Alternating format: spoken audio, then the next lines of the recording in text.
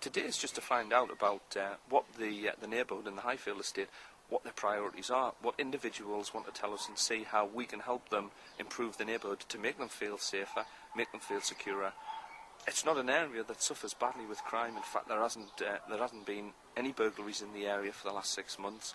There hasn't been any car crime for the last 6 months, and we don't get lots of antisocial behaviour reported. However, today, just in walking around, we get a greater flavour for what's going on just by talking to some of the residents, and they have actually said we've got concerns about children playing football in the street and the noise that's generated. There's a couple of complaints about motorcycles, and there's some of the things that I can go away and look at with my partners, particularly the housing companies and particularly the street wardens, and say, can we tackle some of those issues?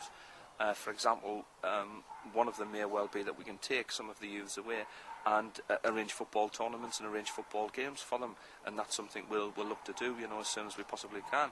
But this evening I'm going to meet a number of the residents who I'm hoping we're going to set up a residents group, and I want them to take some responsibility for the children who are paying.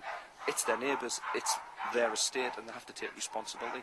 Some of the housing stock is going to be improved, but the gardens and things like that, that is for the individuals to maintain the standards that have been set.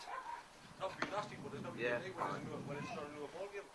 If it was a new ball game, it's fair enough, but when the other kid in the streets playing football, he's not going to make it, he didn't want anybody else to say, well... He said, I don't know if he's got caught by the survey. We came round and there was... And one of the things that everyone's saying is footballers, but I think there's the two different things. There's the kids playing football, and then there's the 17, 18-year-olds playing football. So there's two different things. This comes under Operation Ways, which is... we asked, you said. So what we've actually done is surveyed all of the residents in this area and tried to catch as many as we possibly can and gain a feeling of what their priorities are. And what they've said is, it's litter, it's youth disorder, it's teenagers playing football, and to a certain extent it's also antisocial behaviour.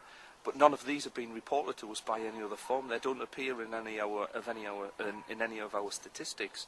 So we're concerned, and obviously we want to find out and get really to the issues, and then we want to solve those problems and try and make a better estate so that people will feel safe, but also they're not feeling that they're being left in any way, shape or form. We picked this area not because it's a crime area or not because it's got plenty of antisocial behaviour. We picked this area because the concern was, in talking to the home group housing officers, that we were getting under-reporting, that people weren't calling in. And even now, this morning, people have come to me and said to me, I'm concerned about this, but I haven't phoned the police, and I haven't phoned the neighbourhood wardens, and I haven't phoned the housing, and that's a concern, and that's why we're doing this, to actually get out there and meet some of the individuals.